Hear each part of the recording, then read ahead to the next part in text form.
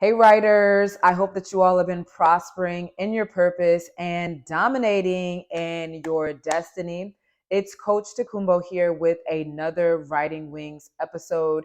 And in this episode, I am going to help you to overcome FOW. What is FOW? FOW is the fear of writing. I want to encourage you because I know from my own experience teaching writing for several years, for almost 10 plus years, I know that a lot of people do have a fear of writing, but they desire to share their story. They desire to write some sort of book. And so this video is definitely going to boost your confidence. It's going to give you some strategies and some things to think about and to reflect on so that you no longer are crippled with FOW, which is fear of writing. Before I jump in, you already know what to do. Go ahead and press the like button on this video. Share this with a family, a friend, a coworker, what have you. And go ahead and subscribe to this channel. There's so much content on here, so I want you to subscribe and be part of our community. All right, now that we got that out the way, we're going to talk about some solutions or some things to reflect on so that you are not crippled with FOW. The first antidote I'm going to give you is that you have to overcome being a perfectionist. Type in the comments, overcome perfectionist. Be a person that's not so worried about having all the understanding of grammar and punctuation rules. And I am a English teacher, former English teacher, and I'm a writing coach. I'm a publisher. And I'm saying this because a lot of people, they don't write because they feel like, oh man, I can't remember that grammar rule. I can't remember this punctuation rule. I wasn't paying attention in 8th grade when my teacher was talking, and I wasn't paying attention in high school. And so now, because you feel like you don't understand grammar and you don't understand how language works, you're putting a limit on yourself and you're not even taking the leap to write because you are trying to remember all these grammar and punctuation rules. And yes, these things are important, but you trying to be a perfectionist is causing you not to even get your story out. It's causing you not to write. And the thing about it is, editors are the professionals that will go back and fix your grammar, your punctuation, your spelling. They will go back in to clean up your work. It is not normal for a bunch of people or so many people to know all of these English rules or what writing rules wherever you come from, but whatever writing rules there are, unless you're actually in the industry. And so, yeah, people that are in the industry, if they're an English teacher, if they're a writer, if they're a publisher, if they're an avid writer, if they're a publisher, if they're an editor, then obviously they're going to have more knowledge in this industry than a normal person. It's just like somebody saying, they don't want to go to the gym because they see they see personal trainers there and they see bodybuilders. Yeah, because this is their industry. That's why they look so great. And that's why they go to the gym and they're personal trainers, because this is their industry. That's why they know how this machine works and that machine works. But you're not going to not go to the gym because other people are better at it than you. Doesn't make any sense. And so apply that here. You can get your story out as best as you can or put it on a recorder, and you decide, okay, do I want to hire someone to help me to flesh this out? I have my notes. Do I want to have a partial ghostwriter or ghostwriter? Do I want to have someone to do I want to hire an editor? Which type of editor do I want to hire? And so you need to be thinking about that, because at the end of the day, when it's all said and done, when your book is done, you need to have an editor. So you being a perfectionist is holding you back because you're trying to get everything right. You're trying to have all this knowledge about grammar mechanics, and you just don't have it right now, and you got to get your story out. The second thing is being a person that understands the value of your story. A lot of us will have greater success in this area when we realize that our story that has been given to us, that we've endured, is a valuable story. So you have to start to think, do I value my story? Do I believe that my story has value? Do I believe in the power behind my story? Do I believe in the power behind my voice? A lot of us do not write because you don't even understand how valuable you are in this world. You don't understand that your story is going to liberate other people. It's going to give other people wings. This is why this particular section is called Writing Wings, because I believe that writing gives you wings, but you sharing your story with other people also enables them or gives them their wings as well. And so you not understanding your value and how precious you are and how great your story is to another human being is going to be the thing that causes you not to move on your writing dreams, not to accomplish your writing goals. And so it's your responsibility to realize that there's value in your story. And I would that we would stop saying, "Oh, this person has all these followers. That means their story is more important. This person has this person is pretty and beautiful. Everyone is always falling over them." No, you have a story that God has given you, and I love the scripture because it reminds me that God has created me for a purpose. It reminds me that nothing was by accident, that I'm an intentional person, that I was intentionally created, that I was not an afterthought in God's mind. You are not an afterthought in God's mind. And so he specially created you, crafted you, designed you for such a time as this. Ephesians 2:10 talks about that we are God's masterpiece, created anew in Christ Jesus to do the works that he promised for us a long time ago. And so my favorite part of that is you are God's masterpiece. If you would understand and get this in your mind, get this in your psyche, get this in your spirit that you are valuable. I want you to say that to yourself. I am valuable. I have a valuable story. My story has the ability to liberate many individuals. My story has the power to heal. My words have the power to heal. My words have the power to set people free. You have to start saying that to yourself if you're going to get over FOW and if you're going to get over delaying your own self from writing out your story. And so stop thinking about, oh, this person, what's going to happen with this? Are they going to value my story? Is this person going to think that my story is great? Do you value your story? Because I guarantee that if you don't even value your story, no one's even going to believe anything that you say. The next thing that causes a lot of people not to write is that they're thinking about the wrong thing. You are thinking about, oh, am I going to make any book sales if I even write this? Do I even have enough followers yet? Do I have this? Do I have that? You are stagnant right now because you're thinking, oh, I'm not going to make any book sales. So why would I write this book? I remember somebody coming up to me saying that I'm supposed to write. And I was like, and God had to reveal that I didn't really care to write anything. Cause I said, I don't really have a big following. Like I'm a middle school teacher. It's not that deep. I don't think I'm supposed to be doing that. And really looking back at it, I have to say this is why I champion writing so much. A lot of people that have writing abilities, you have, some of us have writing abilities. It's just that we have a fear of actually writing. You have a writing gift if God has given you that passion. And so now God has been showing me this writing is an actual gift. It is a blessing. And it's your responsibility to bless other people through your writing. And I think a lot of us don't see our writing skills, our writing abilities in this way, because once we think about it and once we really grasp the concept that writing is a gift, we would operate much differently. We would no longer be hesitant and keep our words to ourselves. We will be more diligent about getting our stories written. We will be more diligent about researching how to publish it, who to be connected to, what money to invest, how to save our money so that we can invest in this or that. But you are operating in FOW because you're thinking about all the negative things. You're focused on all the things that could go wrong, and your focus is not on what can go right. Your focus is not on, oh, what if God gives me an opportunity to speak to thousands, to speak to 10,000s, to speak to 20,000, 30,000, 40,000, 50,000. And when those opportunities come, are you going to even have the book? Are you going to have the writing? Are you going to have the resources ready when those opportunities come? Or are you just waiting for something to happen? Are you just waiting for this great, amazing thing to happen with all these people following you? Is that going to give you the confidence to then go ahead and start writing? When there could have been so many people that could have been liberated, transformed because of your writing gift. And so you need to start thinking in that manner. You need to start thinking in a way of, like I said before, that your story is valuable.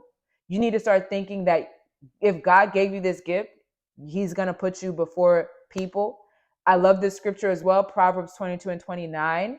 that and if you, do you see any man skillful in his work, he will stand before kings. He will not stand before obscure men. And so, are we people that realize that if we are skillful in our work, skillful in our writing, skillful and diligent in writing, that he's going to put us before kings? And it's not your responsibility to know when, to know how, to know when is this going to happen. Humble yourself under the mighty hand of God, and in due season, he's going to raise you up.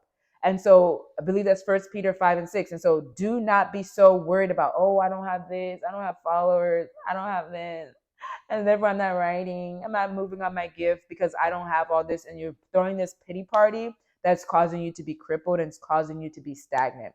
The next thing here is that you need to invest in your skills. You're going to overcome FOW because of making an investment to sharpen your skills. And so, yes, you may not have the writing skills and the techniques that you need right now. And many of us are all growing as writers. We're growing in our skills. We're growing in everything that God has told us to put our hands on. I'm growing as a speaker. I'm growing as a leader. You need to make proper investments if you want to see yourself go to different heights. Even me, just thinking about the different communities that I had to be in. When I say investing, meaning you be part of a community, a coaching community with accountability, with other people who are striving after the same goals as you.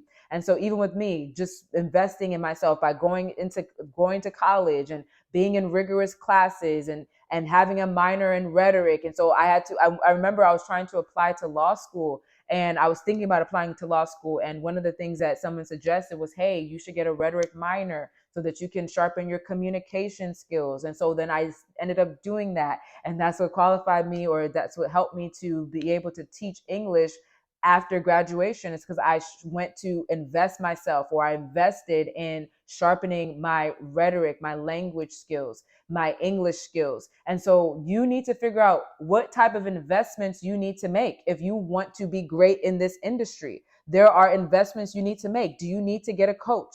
I'm available for you. Click the link in the description box. Do you need to be part of a coaching community that's going to challenge your writing? I was challenged so much with my English teachers in my university, because they would bring these papers back and I have all this feedback. And I'm like, what are you talking about? I even remember, it was my sophomore year, I had a leadership teacher, and she was just so appalled by our subject verb agreement in our papers. I'm just talking about myself here. She was like, what is this?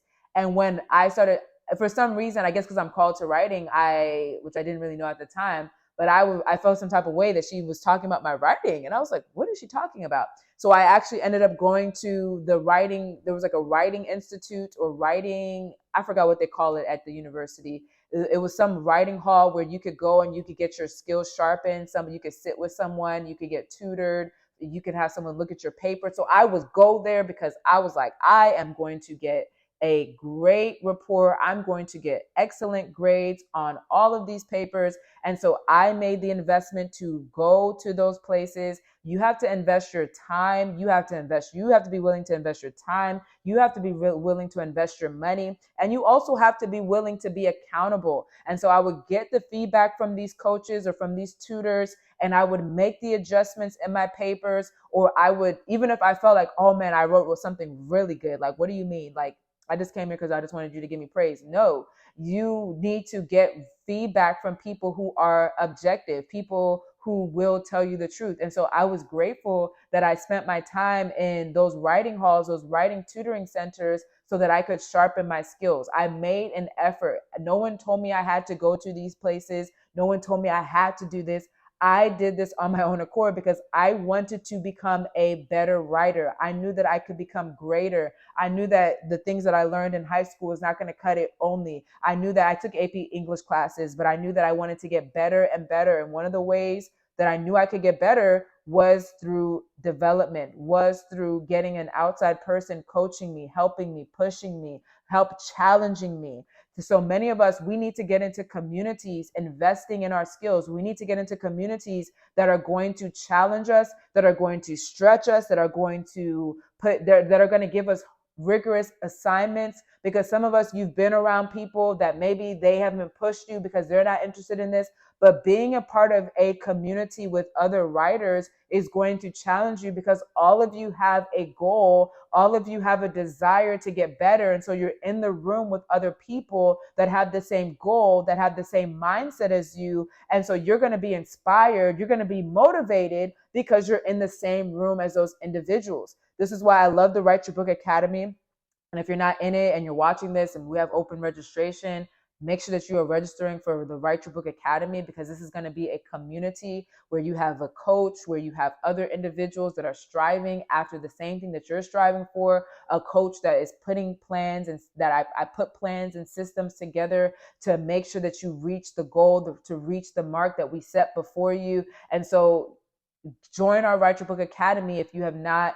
We usually operate it throughout the year. So join if you're watching this and registration is open. I need you to join it, because it is a one-stop shop if you want to be stretched, if you want to even be reminded of certain writing rules that you didn't know before, if you want to know how to be a creative writer. It's going to stretch you in multiple ways. And so you have to get into a community with people that are passionate about this. And I'm super passionate about this. And I've shared this story before, but one of the major reasons I'm passionate about this is because I realized that writing gives you a certain level of freedom within your own self.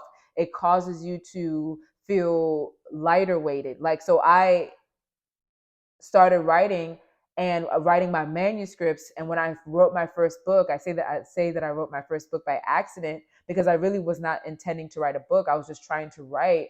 And I felt it was so cathartic. I felt such a release. I felt heaviness lift off of me. And then I, in turn, because I felt that type of freedom, I wanted other people to feel that freedom.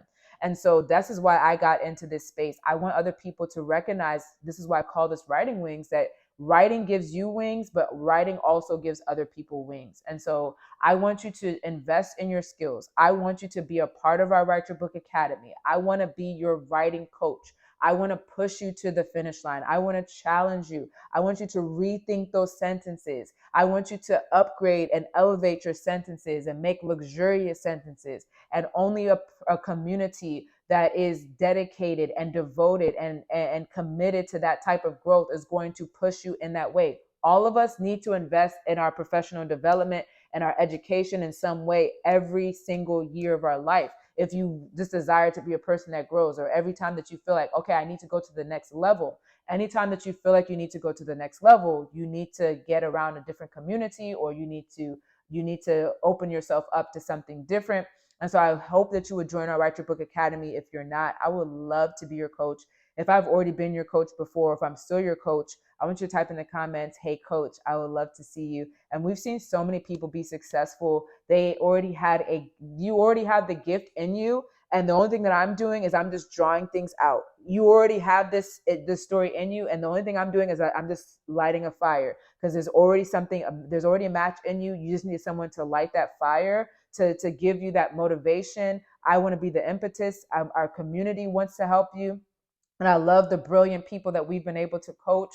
I've been impressed by all the brilliant people that I've been able to be around. And so I want you to join our community. But if you're going to get over FOW, I'm going to remind you with these things. Number one, you need to be a person that overcomes perfectionism. Stop being a perfectionist. You don't need to remember all the grammar, punctuation. You just need to get your story out, and you just need to start flowing, and all those things will come afterwards. But do not delay yourself because you're trying to remember too many rules. Even a lot of us don't even remember all these rules, and we have to get refreshed. And so stop beating yourself up because you don't remember these things. The second thing is that you need to be a person that values your story. You need to understand that your story is valuable, that God has given you the story, and you need to share it with other people. You need to be a person that recognizes that you are God's masterpiece, and he would love for you to share your story with other people. Getting over FOW is going to mean that you invest in yourself, that you get into a community with other individuals to sharpen your skills. You get into a community that's going to hold you accountable so that you can thrive in whatever it is that God has required you to thrive in. I hope that this helped you. I hope that you're overcoming FOW. I hope that you are going to soar because you have overcome these areas. You have spoken to yourself. You have affirmed yourself. You recognize that you are a powerful tool that needs to share your story. All right. I hope that this video helps. I'm going to leave a great legacy in writing with you later and love you like a leader. Bye. See you in the next video.